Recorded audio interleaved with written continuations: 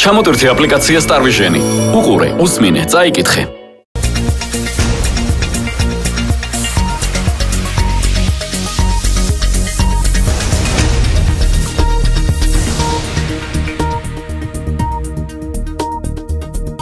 მოგესალმებით ეთერშია გადაცემა საერთაშორისო მიმოხილვა. გადაცემა იმ მოვლენებზე, რომელიც სავარაუდოდ შევა მსოფლიო ისტორიაში, მაგრამ სანამ ეს არ მოხდარა, მე და ჩემი კოლეგა დიპლომატი და პოლიტოლოგი ნიკოლოზ ვაშაკიძე შევეცდებით ამ მოვლენების მოკლე ანალიზი გავაკეთოთ. გამარჯობა ნიკა. მოგესალმებით. დღეს შემაჯამებელი გადაცემა გვაქვს და ასე ვთქვათ, მთავრდება 2017 წელი, საკმაოდ საინტერესო და საკმაოდ ისეთი დინამიური წელი იყო საერთაშორისო პოლიტიკაში და დავიწყოთ ჩვენი თანამედროვე რომიდან.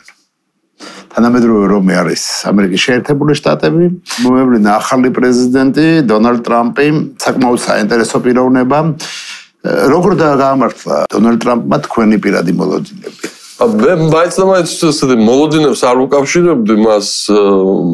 უბრალოდ შეგვიძლია თქვა ახლა ერთი წელი გავიდა რაც ის პრეზიდენტია, მეტი ცოტაც.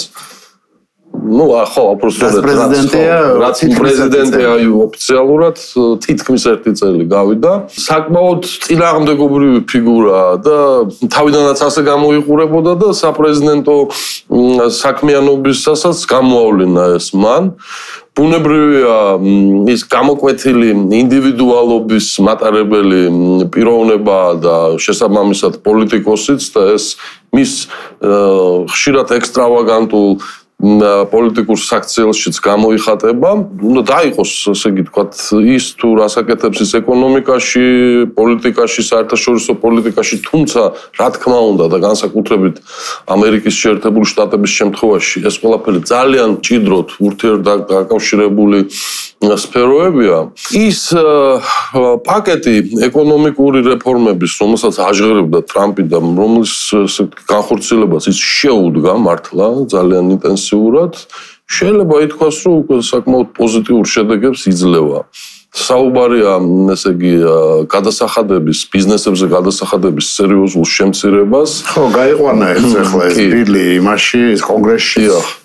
და ამერიკული საწარმოების სტიმულირებას შტატებში დაბრუნებებისკენ და შეიძლება ითქვას, რომ დოუ ჯონსის მაჩვენებლები აბსოლუტურად რეკორდულია დღეს.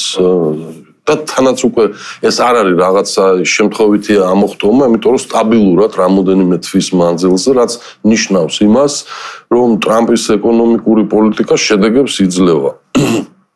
მიუხედავად ამისა, თვითონ სტილი იმდენად უჩვეულოდ აგრესიულია, რომ გამოკვლევები გვიჩვენებს, რომ უპრეცედენტოდ დაბალი აქვს შესაბამისი პერიოდების მიხედვით პოპულარობის რეიტინგი. ხო, ძალიან საინტერესო, ეკონომიკა იზრდება, პოპულარობა ეცემა. ეს სხვათა შორის მართლა გასაკვირი და საინტერესო ფენომენია, მაგრამ ზოგიერთები სხვათა შორის ამას ცოტა სხვანაირ ახსნასაც აძლევენ, ამბობენ იმას, რომ მედია და ეს საზოგადოებრივი კვლევების, ასე ვთქვათ, ინსტიტუციები იმდენად მყარად ძირითადად კონტროლდება ტრამპის მოწინააღმდეგეების მიერ, რომ შეიძლება ის სულაც არ ასახავდეს ნამდვილ სურათს. მე აქ ახლა უკვე ღრმად არ შევიჭრები და არც ერთ მხარეს არ დავიჭერ, უბრალოდ ამ ფაქტებს აღნიშნავ და რა თქმა უნდა გეთანხმებით, რომ ამისთანა ეკონომიკური წარმატების ფონზე ესეთი არაპოპულარობა ცოტა საეჭვოდ კი გამოიყურება. ბუნებრივია, ძალიან მნიშვნელოვანი და საინტერესოა ტრამპის საქმიანობა საერთაშორისო არენაზე, სადაც მან ასევე საკმაოდ დიდი და უჩვეულო სულები გააკეთა. ჩამოვთვალოთ, თქვათ, რა იყო ასეთი პირველი ძალიან ახლოა მიბმული, თქვათ, იგივე ეკონომიკურ საკითხთან, ეს უკვე ასე ვთქვათ, ნაწილობრივად შიდა და გარე საკითხია და ამას შევეხოთ, საინტერესოა. ეს არის ქვეყნის ეკონომიკური და საერთოდ საზღვრების მნიშვნელოვანი გამკაცრება, განსაკუთრებით ეს ეხება ამერიკის შეერთებული შტატების სამხრეთის საზღვარს მექსიკასთან, ეს კედლის თემა და ასე შემდეგ. კედელი არ შენდება. კედელი იქ ახლა არსებობს რაღაც, მაგრამ ის რაც უნდა და კიდე გაგრძელება და რაღაცა ის ხო, მაგრამ ეს თემა მაინც დარჩება მიგრანტების თემა, ანუ კედელი ფიზიკური თუ არა, ვირტუალური, ანუ რომელიც ასევე საკმაოდ მოქმედია, ეს პოლიტიკა გაგრძელდება. და ეს არა მხოლოდ ეკონომიკას, არამედ საბოლოო ჯამში კი ეკონომიკასაც, მაგრამ უფრო ღრმა კონცეპტუალურ თემასთან და ხედვასთან არის დაკავშირებული, იმიტომ რომ ბევრნი მიიჩნევენ და მათ შორის, სხვათა შორის თვითონ ტრამპი ალბათ და მისი თანამოაზრეები, რომ ამ ლათინურ ამერიკული მასობრივი მიგრაცია არღვევს ამერიკის ფენომენის მისი საზოგადოების საფუძვლებს და ძირს უთხრის იმ წარმატებული მოდელის მართლა საღრდენს, რადგანაც ეს ანგლოსაქსონური პროტესტანტული თეთრი ანგლოსაქსი პროტესტანტი ვასპები. ეხლა ამაზე ძალიან ღიად საუბარი პოლიტიკოსისთვის რა თქმა უნდა ძნელია, მაგრამ იგრძნობა რომ ეს ფილოსოფია იქ არსებობს და ამიტომ შესაბამისი ნაბიჯები იდგმება და სხვათა შორის ამას ძალიან მარტივი სტატისტიკაც გვიჩვენებს ჩვენ რომ ლათინურ ამერიკულ კათოლიკურ ასე ვთქვათ თემებში როგორც ამერიკის გარეთ, ისევე ამერიკის შიგნით, შრომის მოყვარეობა, ეკონომიკური წარმატება, განათლებისადმი წადილი, კანონმორჩილება და ასე შემდეგ, ძალიან მნიშვნელოვნად ჩამოვარდება. უფრო ლათინურ ამერიკული, იმიტომ რომ კათოლიკურს რომ ამბობენ ყოველთვის არის მაგალითი ვთქვათ, ყველაზე განვითარებული ნაწილი გერმანიის.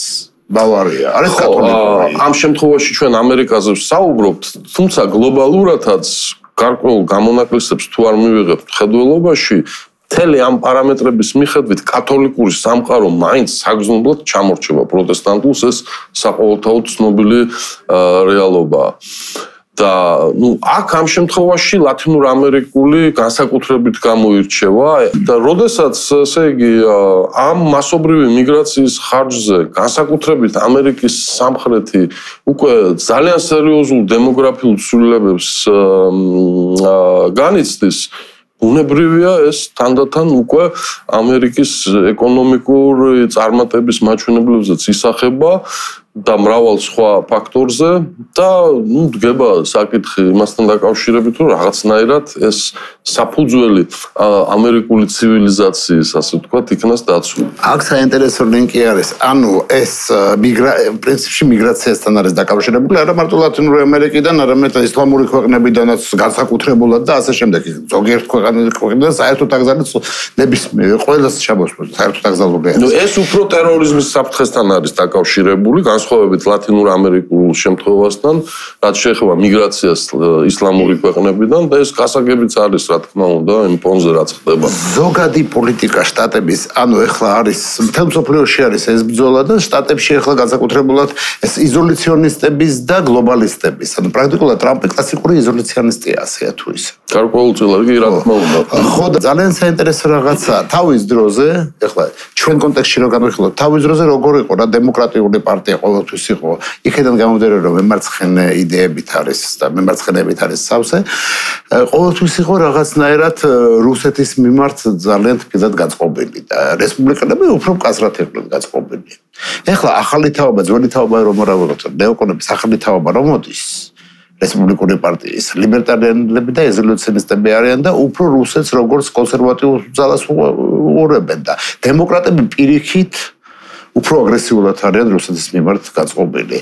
ანუ ეს ხომ პოლუსები ხომ არ შეიცვალა ეხლა ამ არა მგონია, ბატონო, მე მაინც ცოტა სხვანაირად ვხედავ ზოგადად მთელ ამერიკის პოლიტიკურ სპექტრში ხდება ჩემი აზრით და ამას თვითონ პუტინმა და მისმა ძალიან თავხედულმა საქციელმა შეუწყო ხელი გადააზრება რუსეთის ხედვის ილუზიებისგან განთავისუფლება და უკვე შესაბამისი მკაცრი პოლიტიკური ზომების მიღება.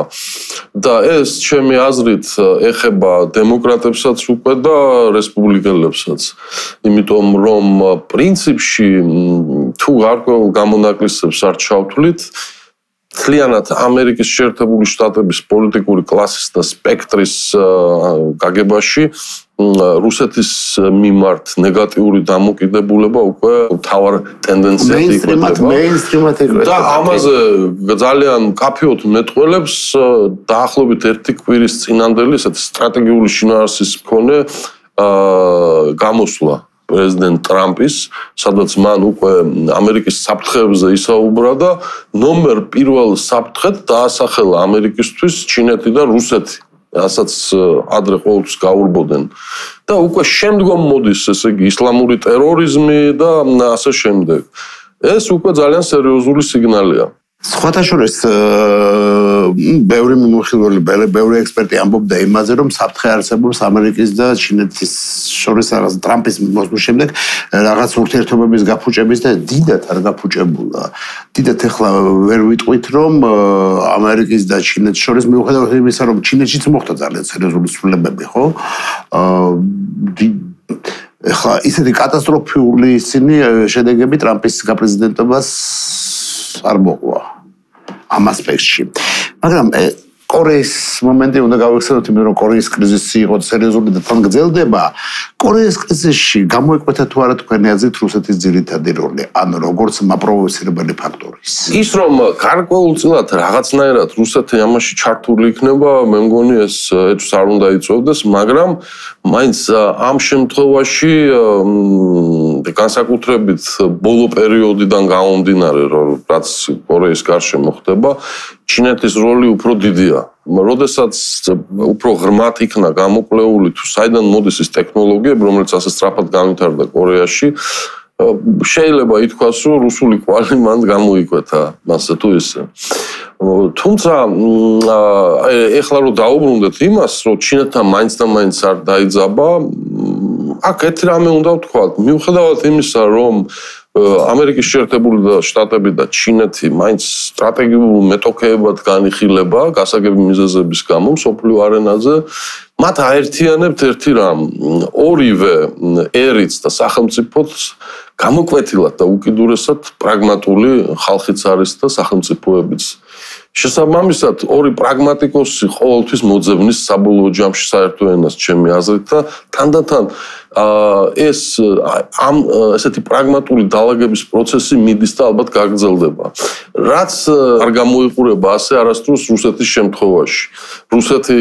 რუსეთს ყოველთვის აკლია პრაგმატიზმი და რაღაც ახირებები და ფანტომური იდეების ტყვეობაშია და ხშირად პრაგმატული ინტერესი მსხვერპლად მოაქვს რაღაც იმპერიული ქიმერების სასარგებლოდ და ეს ჩვენ უხვად ვიხილეთ სულ ახლახანს აი ამ ბოლო წლების განმავლობაში და ამიტომ შეიძლება ითქვას, რომ რუსეთთან ამერიკის შეერთებული შტატების ურთიერთობა მართლა სერიოზულად გამწვავდა, რასაც ამ დოზით ჩვენ ჩინეთთან დაკავშირებით არ ვხედავთ. ხო, სხვათა შორის ის ჩინეთი და ამერიკის შეერთებული შტატები არიან პარტნიორები და პარტნიორები ხა ქართულ ენაში პარტნიორს სიტყვას, ხო, აქვს დადებითი კონოტაცია. პარტნიორი არის რაღაცა დადებითი და ინგლისურში პარტნიორი არ არის აუცილებლად ეს არის ის ვისთან საქმე გაქვს. ხო, ვისთან საქმე გაქვს. შეიძლება კარს რო თამაშობ, ან ჭადრაკს რო თამაშობ, პარტნიორი ეშენი, მაგრამ მოწინააღმდეგე არის. თუმცა უნდა ვაღიაროთ, რომ ინგლისურშიც მაინც უფრო პოზიტიური დატვირთვა აქვს ამ სიტყვას. ხო, მაგრამ შეიძლება მოწინააღმდეგეც იყოს ამ სიტუაციაში ჭადრაკში, პარტნიორი ჭადრაკში. ეს იმას ნიშნავს, რომ იმას ასე თუ ისე თანამშრომლობ, თანამშრომლობ. იცავ რაღაც იმას და რუსეთთან ეს ზუსტად ეს არის პრობლემა მსოფლიოსთვის. მე მგონი, რომ რუსეთთან პარტნიორობა არ გამოდის. არ გამოდის. რუსეთი ყოველთვის უკიდურესად თვალთ მაქცობს ამ ეგრეთ წოდებულ პარტნიორობაში. არასდროს ის რეალურად იმ შინაარს არდებს იმ გარიგებებში, ხელშეკრულებებში თუ დათქმებში, რომელიც იდება, ყოველთვის ძირითადი შინაარსი მას ფასადს მიღმა აქვს შენიღბული და თანდათან ეს იმდენად უჩვეულოა დასავლური და ანგლოსაქსონური ასე ვთქვათ აზროვნებისთვის და საქმის კეთებისთვის, რომ ძალიან ხშირად ისინი ამას არ ელიან და არ ხედავენ, მაგრამ უკვე იმდენი გაკვეთილი მიიღეს, რომ დაიწყეს მის სწავლა და დანახვა და ყველაზე ცუდი აი ასეთი ცუდი ბიჭებისთვის ყოველთვის არის ის, როდესაც შენი ოინები და ტრადიციული ტრიუკები უკვე გაშიფრულია და უკვე ვეღარ ატყუებ მოწინააღმდეგეებს. მე ვფიქრობ, პუტინის რუსეთი სწორედ ამ სტადიაში შევიდა ახლა და ეს არის მისთვის ყველაზე სახიფათო პერიოდი. ვხედავთ ჩვენ, რომ მიუხედავად გარკვეული, ესე იგი, დაყვავებებისა, დათმობების, დაპირებების, სამცდელობებისა, სანქციები რუსეთის მიმართ არ სუსტდება, არამედ უფრო ძლიერდება ამერიკის შეერთებული შტატების მხრიდან და რაც არ უნდა მნიშვნელოვანი იყოს ევროკავშირი, თუმცა ისიც ძალაში ტოვებს სანქციებს, მაგრამ იქ შერბილების შანსები რუსეთს კაცლებით მეტი აქვს, ხომ? ამერიკის შეერთებული შტატების მხრიდან განხორციელებული და დაწესებული სანქციებს გადამწყვეტი მნიშვნელობა აქვს, იმიტომ რომ ეს უზარმაზარი გავლენის მქონე ძალაა.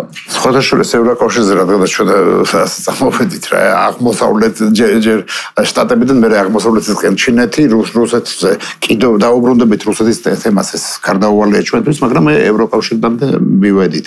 ევროკავშირი იქ ძირითადი თემები იყო, რა თქმა უნდა, კატალონია და იყო მეორე თემა, რომელიც ჩვენ უფრო გვეხება, თუმცა ორივე გვეხება, არა ვარ მართალი, ეს არის მილსადენები გაზის, Nord Stream 2-ის და თურქული ნაკადი.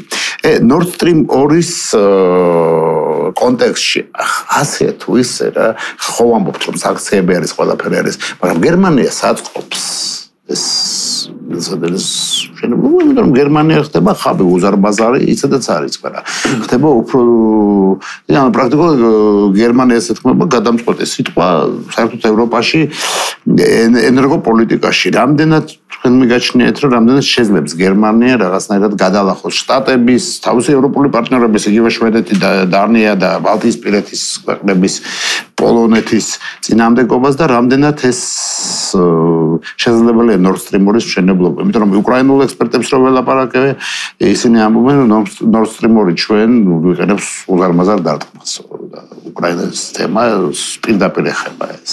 ცოტა აკლია, რა თქმა უნდა, გერმანულ პოლიტიკას სტრატეგიული ხედვა და ღირებულებებზე ორიენტირება, განსაკუთრებით ბოლო პერიოდში. ზედმეტად ბუღალტრული მიდგომა გერმანულ პოლიტიკაში ეს იკვეთება და ამან არ შეიძლება ასეთმა ახლო მხედველობამ საბოლოო ჯამში ყველას, მათ შორის გერმანიასაც ზიანი არ მოუტანოს. სამწუხაროდ ამ დონეზე მოაზროვნე პოლიტიკოსები დღეს გერმანიაში არ არის. ანგელა მერკელი საუკეთესო არის იმაში. ხო, ანგელა მერკელი რო საუკეთესო იქნება, უკვე გასაგებია რა დონეა, ხო? შესაბამისად, მათ შეხსენება ჭირდებათ ხშირად რაღაცეების, იმიტომ რომ აი ეს რუსულ-გერმანული ტანდემი გნებავთ, რომელიც ძალიან ხშირად ტრობაში გადადის და ასე შემდეგ, ამ ორმა სახელმწიფომ უდიდესი ზიანი მოუტანა კაცობრიობას, განსაკუთრებით მე-20 საუკუნის მანძილზე. ორივე მსოფლიო ომი გაჩაღებულია ამ ორი სახელმწიფოს მიერ, რამაც ათობით მილიონები მსხვერპლი მოუტანა კაცობრიობას და შესაბამისად ყურადღება არის მისაქცევი აქ იმ თვალსაზრისით, რომ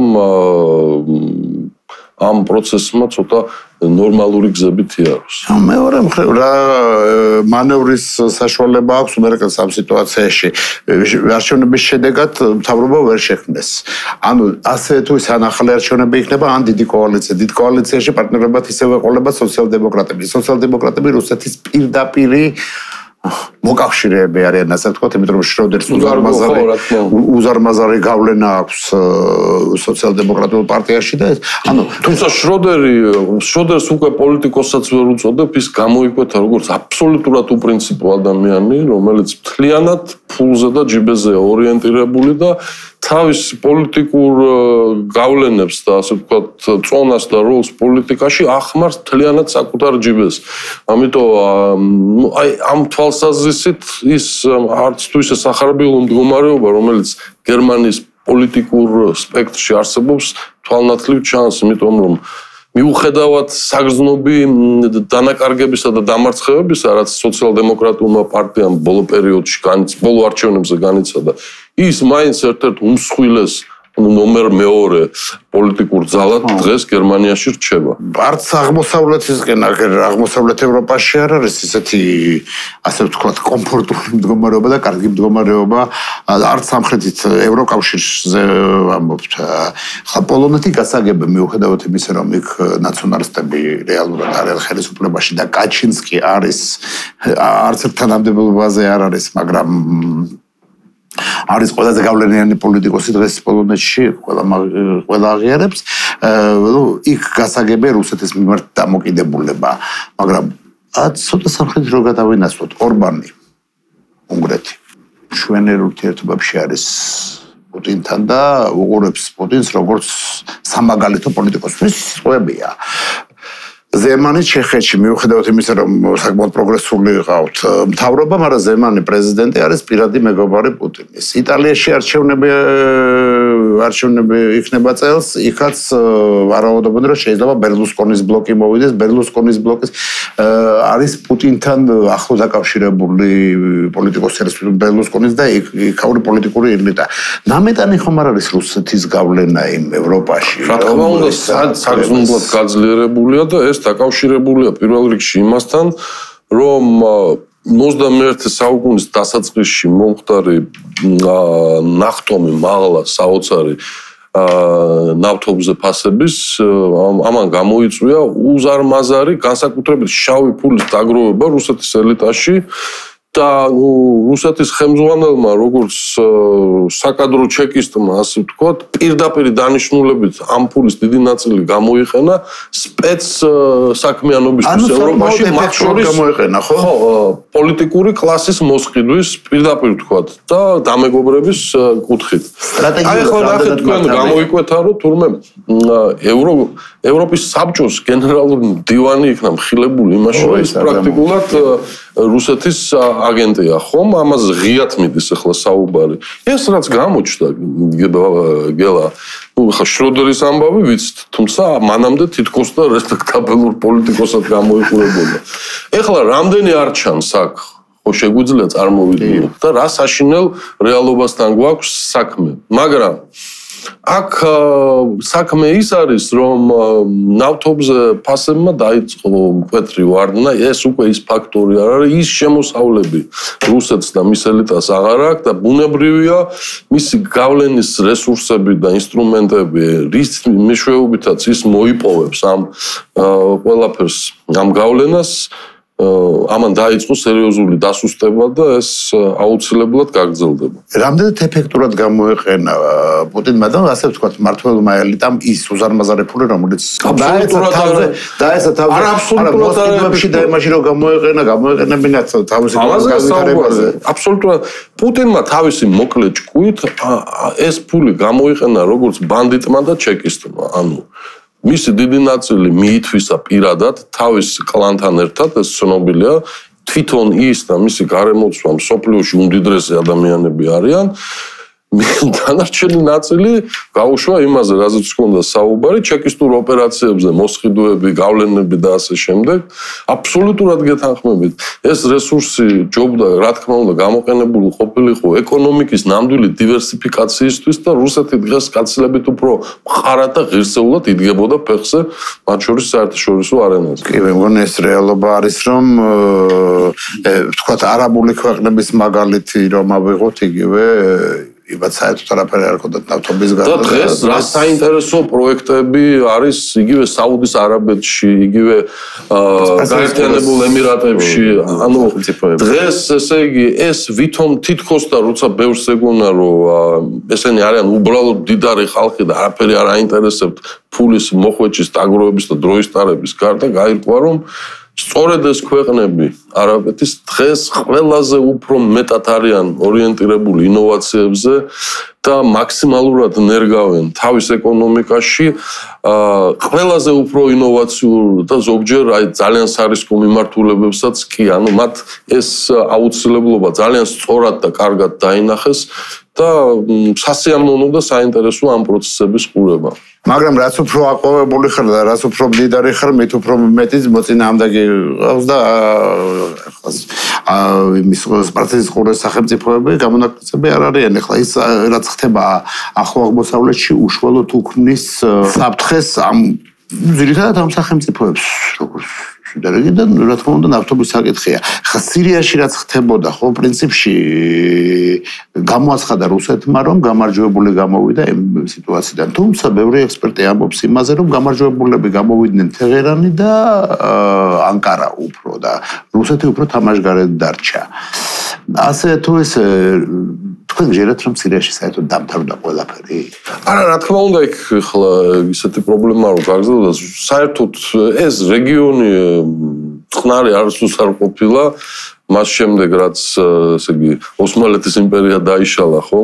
და კი, ესე იგი რუსეთი ძალიან ინტენსიურად ჩაერია, მან რუსეთს ერთი პრობლემა აქვს ის ფიზიკურად არ არის ამ რეგიონის ქვეყანა და იგივე თურქეთი და ირანი უშუალოდ ესაზღვრება აქ და რა თქმა უნდა მათ გაცილებით უფრო მეტი საშუალებები და ბერკეტები აქვთ რომ ის მონოპოლარი რაც აი ამ პოლიტიკურ და სამხედრო ქმედებებში ხდება დაიმაგროს თავის სასარგებლოდ და ალბათ ირანმა ყველაზე მეტად მოახერხა ეს ამას ყველანი აღნიშნავენ და ბუნებრივია არც ირანი და არც თურქეთი არ არიან ის ქვეყნები რომ ჩაიჩოჩონ იქ და რუსეთის სასარგებლოდ ისინი ყოველთვის თავის ინტერესებს გაატარებენ იქ ბოლომდე. თუმცა თავის დროზე რუსეთმა აი წმინდა დიპლომატიური თვალსაზრისით საოცრად ფილიგრანული და ელეგანტური დიპლომატიური კომბინაციები ჩაატარა ეს მართლა შთამბეჭდავი იყო. მეორე საკითხია ის თუ რამდენად შეძლო და შეძლებს რუსეთი გრძელვადიან პერსპექტივაში დაამაგროს ის მონოპოლები, რაც მაშინ მოახერხა.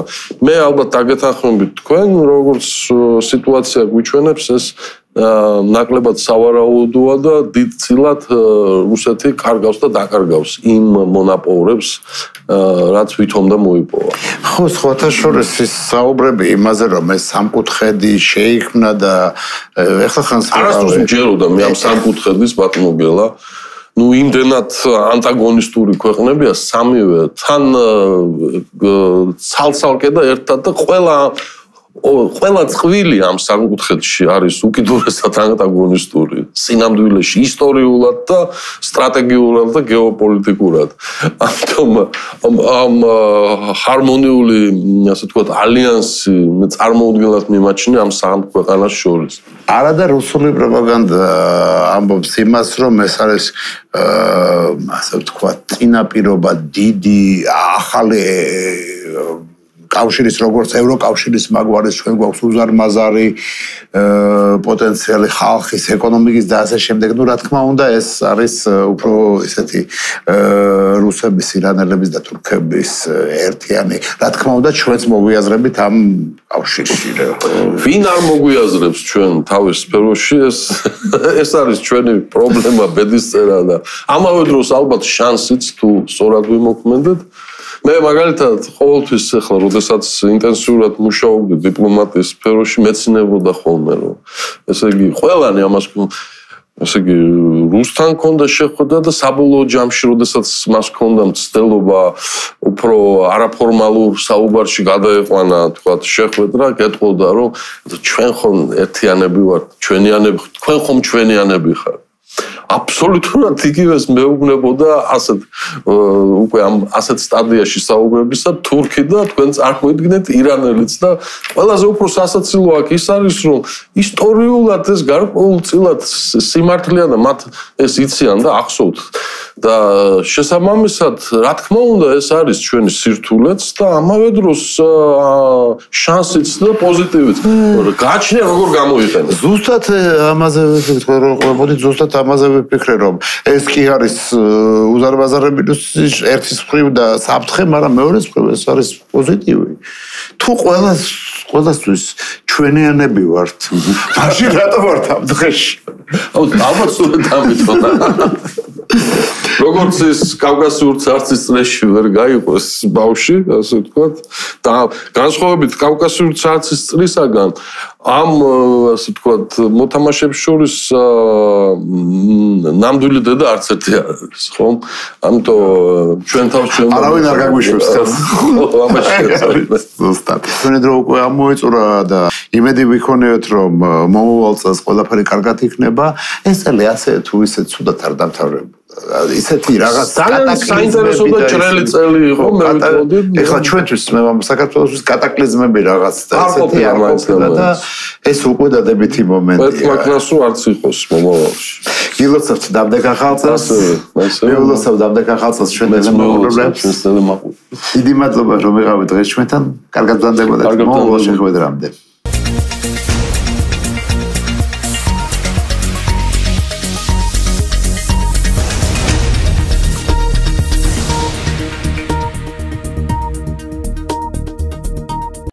ჩამოტვირთი აპლიკაცია Starvision.